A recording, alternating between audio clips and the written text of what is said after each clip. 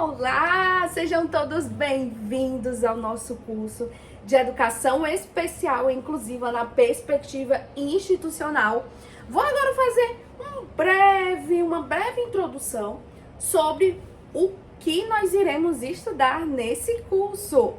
A Educação Especial e Inclusiva na Perspectiva Institucional refere-se à maioria de como a maneira das instituições educacionais abordam, implementam, utilizam as políticas, as práticas, as estruturas para o quê?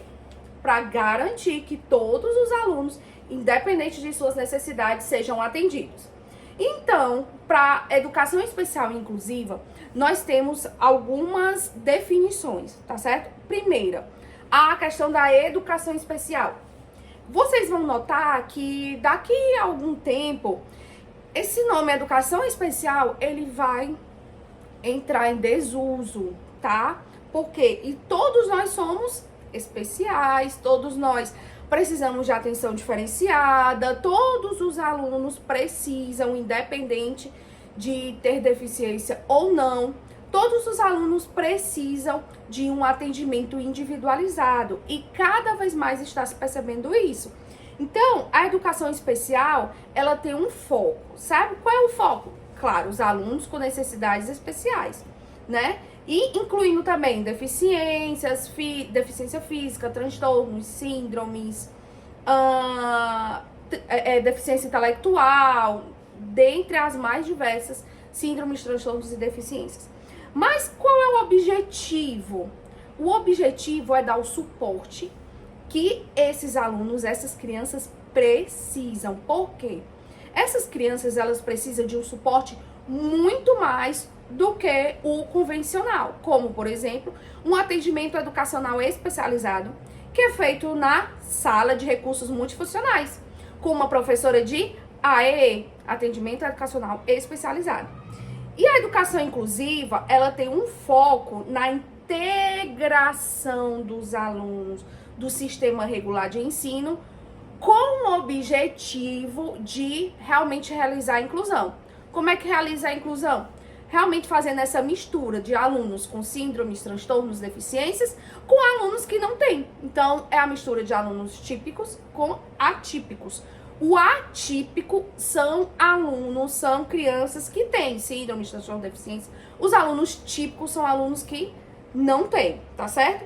E as políticas educacionais? As políticas educacionais, elas devem refletir, com certeza, um compromisso com a inclusão, garantindo que as escolas estejam bem preparadas para poder receber esses alunos. E as leis de diretrizes, elas são bem específicas, como o Plano Nacional de Educação e tem o Plano Nacional para Educação Especial. Então, na perspectiva da educação inclusiva no Brasil, eles têm algumas diretrizes, como, por exemplo, na gestão escolar, a administração da escola não deve recusar matrículas de crianças atípicas. Não deve recusar matrícula de crianças com deficiência. Não tem mais aquela história de que o número de crianças numa sala de aula, a porcentagem de criança com deficiência e criança sem deficiência. Não tem mais a questão de que tem que limitar 3 alunos autistas por sala. Não existe mais isso, tá? Isso já não existe mais. Então, a administração escolar deve ser acolhedora, acessível e também deve dar esse suporte ao professor. O que é que muitas vezes a gente vê? Que a escola não dá o suporte para o professor e o professor que se vire. Infelizmente, hoje em dia, a maioria das escolas funcionam assim. Mas que bom que você está aqui no nosso curso, que bom que você está aqui se especializando e cada vez mais aprendendo sobre a educação especial e inclusiva para poder cada vez mais estar nesse mundo mais amparado, nesse mundo educacional. Então, a formação continuada, não só de professor, mas também de gestor, é muito importante na educação especial, tá? Então, vimos aí a diferença, educação especial e a educação inclusiva. Então, tudo deve permear dentro de um currículo e metodologias. Não adianta só estar lá e jogar a criança ali. Não. Tem que ter um currículo adaptado para essa criança, que é um outro curso que nós já fizemos, né? Já fizemos aqui esse curso. Então, quem ainda não se inscreveu nesse curso, já pode ir lá na nossa plataforma e se inscrever nesse curso, tá? Que é adaptação curricular de pequeno e grande porte, com BNCC. Então, muito bom o curso, tá? Eu também sou a professora, então espero vocês lá também.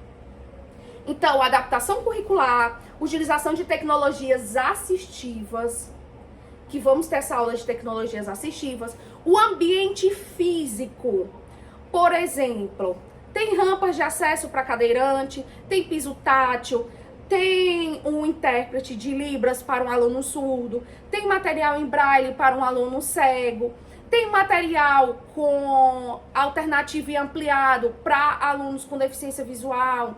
Então, todos esses mecanismos, a escola, ela deve ter para poder garantir o acesso dessa criança na escola. Cultura escolar. Gente, entre os adolescentes, a cultura escolar é o mais complicado. Por quê? Porque os alunos querem brincar, querem fazer o bullying. Isso sabemos que não é certo. O bullying hoje em dia ele é criminalizado. Então, o que deve se fazer é sensibilização em sala de aula para que esses alunos possam entender como é o funcionamento desses outros colegas de sala de aula que têm síndromes ou transtornos e então, com esse entendimento, conseguir acolher e não tá fazendo brincadeiras e não tá fazendo esse tipo de constrangimento para essa criança e essa criança no final ela não quer mais ir para a escola, não quer mais estudar. E aí, como é que essa criança vai evoluir? Se ela não quer estudar, não quer ir para a escola, aí vai ficar bem difícil, né? E a colaboração com a comunidade, principalmente.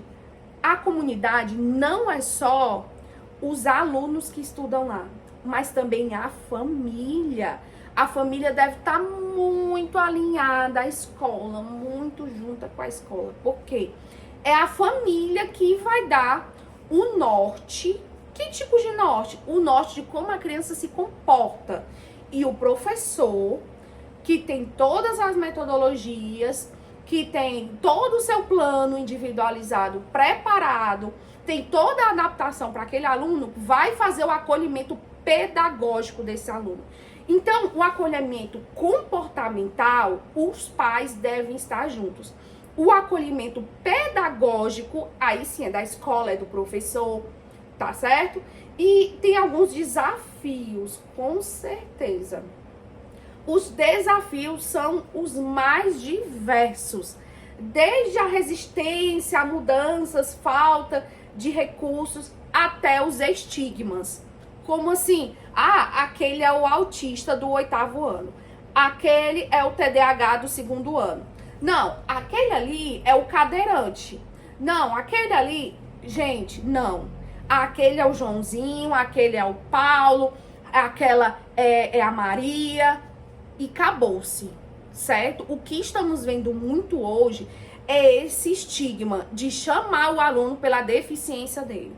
Então, nós devemos também acabar com essas práticas de que o nome do aluno é a deficiência dele. Então, vamos chamar o Paulo de Paulo e não de cadeirante. Vamos chamar a Maria de Maria e não a autista do 8º, por exemplo. Certo? Então, esse é um dos desafios. E quais são as estratégias? Investimento na formação de professores e gestores, tanto pela parte da escola, quanto pela parte do próprio gestor, do próprio professor. E a sensibilização e conscientização em sala de aula, na comunidade escolar, no desenvolvimento, sensibilização em sala de aula, palestras, cursos na área, para poder cada vez mais alunos, pais, professores, núcleos gestores estejam juntos e alinhados. Até parece aqui uma utopia, né? Tudo que eu tô falando aqui. Mas, se não dermos o primeiro passo, irá continuar como utopia. Então, o que é que eu falo para todos vocês? Se o outro não faz, aí o problema é dele. Mas nós devemos fazer a nossa parte. Nós devemos lutar, fazer a nossa parte para que todas essas crianças tenham acesso à educação. E o que eu deixo aqui de conclusão do tudo que nós iremos ver aqui no nosso curso? Nessa perspectiva institucional, é uma perspectiva escolar, mas não só escolar. Institucional é escolar e empresarial. Então, a educação inclusiva, ela visa transformar um sistema educacional e também empresarial. Olha a vírgula aí, tem o empresarial, que funcionários com síndromes, com transtornos, também sejam acolhidos nas empresas. Então, isso requer um compromisso de todos, tá? E é contínuo. Não é só pegar e jogar o aluno dentro de sala de aula e acabou-se, não. Isso é um processo contínuo, certo? Desde a contratação de um cuidador, de um auxiliar de sala, para poder estar dando aquele suporte ao professor, até o assistente terapêutico, que também vai dar um suporte maior para crianças ou adolescentes que têm mais dificuldades. Isso requer um compromisso de todas as práticas educacionais e empresariais e o esforço colaborativo. Não aquela história de que vou lavar minhas mãos. Esse daí vai ficar quieto, vai ficar lá no cantinho dele, vou nem mexer com esse aluno. Não, deve envolver o aluno no processo educativo, certo? Como é que envolve? Vamos lá. Sensibilização de sala de aula, mais atividades em grupo, para poder todos os alunos conseguirem ali se alinharem, conseguirem se conhecer, principalmente nas primeiras semanas de aula. Envolver também esse aluno na escola, como assim?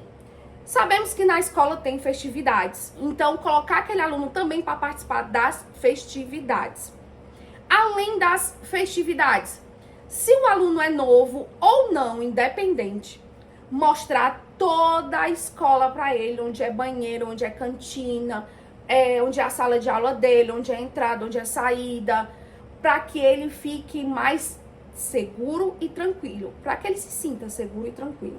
Então, envolver no processo educativo, não só de escola, mas também de empresas. Tudo que eu tô falando, onde é banheiro, onde é cantina, entrada, saída, tudo serve também para empresas, tá certo? Então, um pedagogo, um psicopedagogo, um professor de AE vai atuar dessa forma, tanto numa escola quanto numa empresa. Claro que numa escola ele vai trabalhar muito mais a questão educacional do que numa empresa. A empresa é mais o processo adaptativo, certo? Que muitas vezes dura 1 mês, 2, 3 meses, que não é diferente do aluno.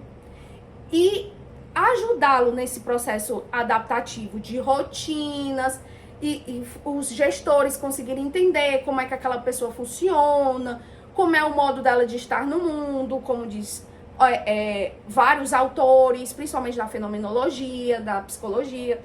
Então, esse aparato todo e muito mais que iremos estudar aqui nesse curso, tá? As aulas, quais são as aulas, né, que iremos ver durante esse curso, né?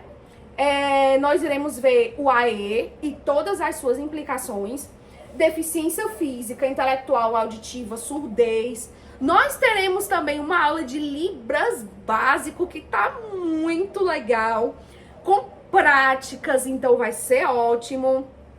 Deficiência visual, Braille, deficiências múltiplas, o TEA, transtorno do espectro autista. Vamos ver também comunicação alternativa e aumentativa, tecnologias assistivas para síndromes, para transtornos.